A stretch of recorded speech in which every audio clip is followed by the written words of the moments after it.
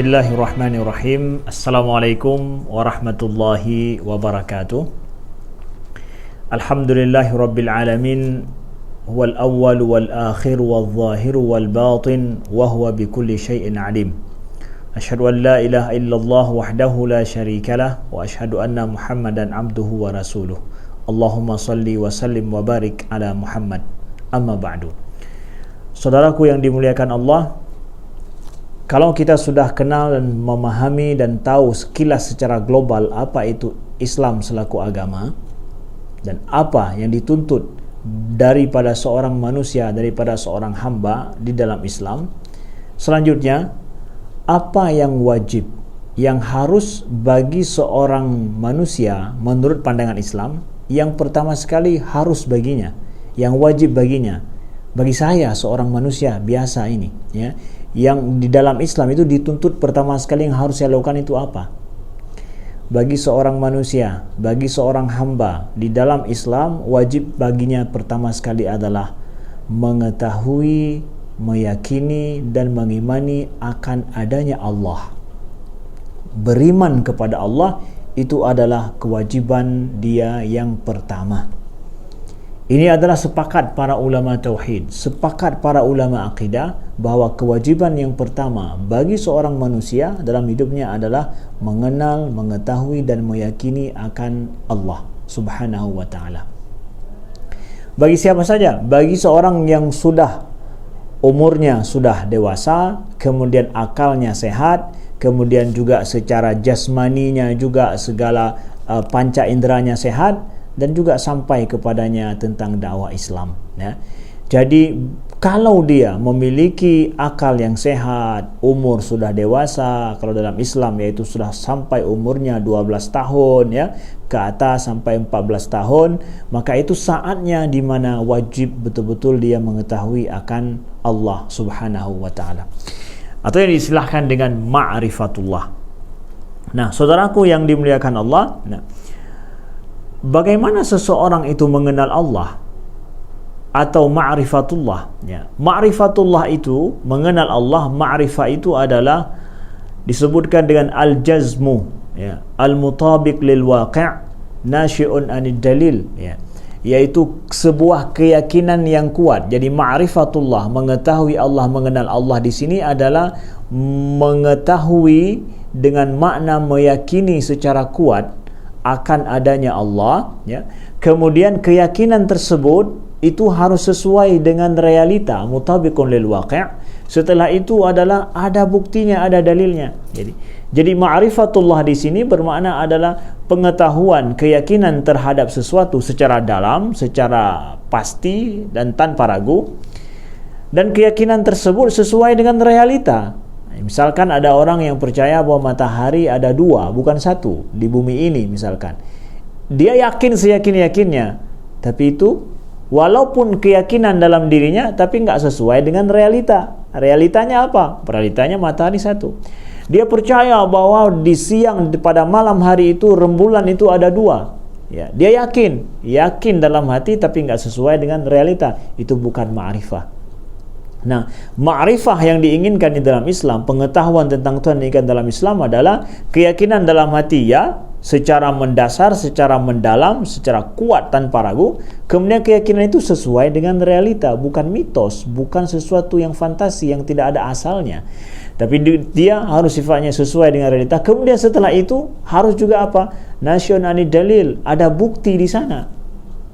Jadi nggak bisa hanya seseorang yakin seyakin-yakinnya, tapi kemudian setelah itu kadang dia tidak memiliki dalil. Nah, di dalam Islam, iman itu harus sesuai dengan realita dan juga sesuai dengan dalil. Harus punya bukti, punya dalil. Sebagai bukti keimanan saya itu kuat. Nah, oleh sebab itu para ulama, ya, menyebutkan apa buktinya. Kenapa dikatakan bahwa beriman kepada Allah itu adalah yang pertama, ya.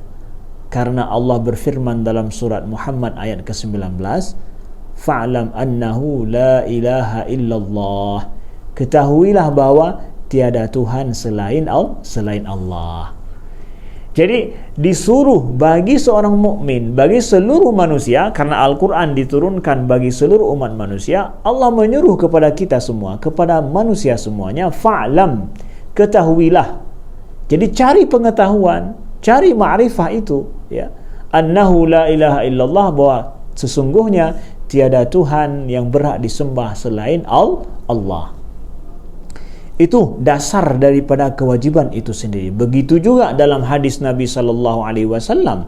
Ya, diriwayat daripada Ibnu Umar, Rasulullah sallallahu alaihi wasallam bersabda, "Umirtu an uqatilan nas hatta yashhadu an la ilaha illallah wa anna Muhammadar Rasulullah."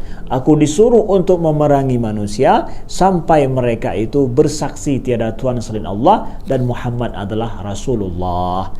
Memerangi di sini punya penjelasan dari para ulama, jangan sembarangan kita salah paham. Tapi hadis ini sebagai bukti dalil bahawa manusia, umat manusia, seorang hamba disuruh untuk, ya, dia bisa dan mampu mencapai pada pengetahuan yang dia mampu untuk bersaksi bahawa tiada Tuhan selain Allah dan Muhammad Rasulullah. Nah, lalu kemudian dari mana saya tahu, ya, kalau seandainya Tuhan itu adalah Allah? Saya harus tahu nih bahawa Tuhan itu adalah Allah.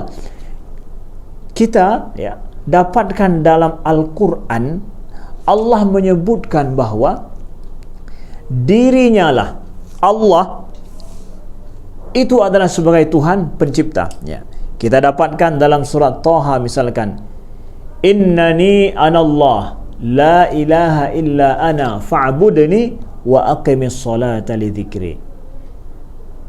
Allah sebutkan surat Taha ayat ke-14, innani anallah, sesungguhnya aku inilah Allah, la ilaha illa ana, tidak ada Tuhan selain aku, fa'budni, maka sembahlah aku. Allah sendiri yang menyatakan bahawa dirinya itu adalah Allah. Innani anallah, inilah aku, ya, Allah, la ilaha illa ana, tidak ada Tuhan selain aku, fa'budni, maka sembahlah aku.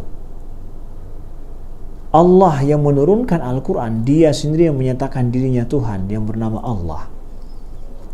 Tidak ada dalam kitab suci lain yang menyatakan bahawa aku inilah adalah Tuhanmu, sembahlah aku. Ya, siapa saja yang dituhankan, yang dikatakan bahawa dia sebagai Tuhan selain Allah, mana bukti bahawa Tuhan itu menyatakan bahawa dirinya Allah dan dirinya Tuhan dan disuruh untuk menyembah dirinya? Tidak ada. Dalam Al-Quran ada. Al-Quran secara jelas menyatakan. Maka kita seorang Muslim dan seorang yang ingin masuk ke dalam Islam, dia mencari bukti yang cukup secara logika, secara empirik, kemudian secara saintis. Silakan cari bukti untuk memperkuat, untuk mampu beriman kepada Allah. Itu disuruh di dalam Islam. Cari bukti mana saja, mana yang memudahkan, ya, cari bukti untuk itu. Lalu pertanyaan akhir adalah, bagi seseorang yang beriman tanpa ada bukti, boleh enggak dia beriman? Apakah imannya menyelamatkan atau tidak? Para ulama tauhid menyatakan bahwa iman dengan taklid, nah ini taklid namanya, iman tanpa bukti namanya taklid. Nah, iman tanpa ada taklid, kalau seandainya dia beriman kepada Allah, ya, tanpa ada bukti, tapi imannya itu betul, sesuai, dan tanpa ada keraguan sedikit pun dalam dirinya, walau tanpa ada bukti, maka para ulama menyatakan imannya ini menyelamatkan, ya, cukup. Cuma kalau seandainya dia mampu mencari bukti secara logika, secara empirik, begitu juga mungkin saja bahkan juga sesuai dengan Al-Quran dan Sunnah, hadis-hadis Nabi dan juga ayat-ayat Allah. Kalau dia mampu tapi enggak mau mencari bukti, dianggap dia bersalah, dalam artian dia maksiat. Punya kemampuan tapi tidak mau untuk mendalami imannya dengan mencari bukti. Ada pendapat yang lain mengatakan bahawa dia tidak dianggap maksiat kalau seandainya dia tidak mampu untuk mengetahui bukti-bukti secara logis, ya, atau bukti-bukti dari antara Al-Quran dan daripada Sunnah Nabi. Tapi dia percaya dengan iman yang benar, mengikuti perkataan orang lain yang benar imannya, yang kemudian menimbulkan keyakinan dalam dirinya, yang kalau seandainya orang yang dia ikuti itu berbalik, dia enggak akan berbalik. Tingkat sudah begitu yakinnya, ya. Maka dalam hal ini, menurut pendapat jumhur para ulama akidah, ulama tauhid, bahawa imannya ini menyelamatkan, dan dia berdosa atau tidak. Kalau seandainya dia punya kemampuan untuk mencari bukti, dia berdosa, dan kalau seandainya dia tidak punya kemampuan untuk itu, maka dia tidak berdosa. Maka sekali lagi di akhir daripada ini, saudaraku yang dimuliakan Allah, bahawa di dalam Islam, secara Islam, kewajiban pertama bagi seorang yang sudah dewasa dan sehat jasmani, sehat juga segala anggota tubuhnya, untuk dia mengetahui dan beriman kepada Allah Subhanahu wa taala. Iman yang mengukuhkan keyakinan, kemudian yang sesuai dengan realita, bukan mitos dan bukan macam-macam, bukan fantasi macam-macam. Begitu juga ada bukti setiap kita masing-masing. Bagi seorang yang alim punya kemampuan, carilah bukti keimanannya itu secara tafsili, secara terperinci. Sedangkan bagi seorang yang umum, orang awam, orang yang biasa, cukuplah dia beriman dengan dalil-dalil yang sifatnya adalah umum, secara tafsir, secara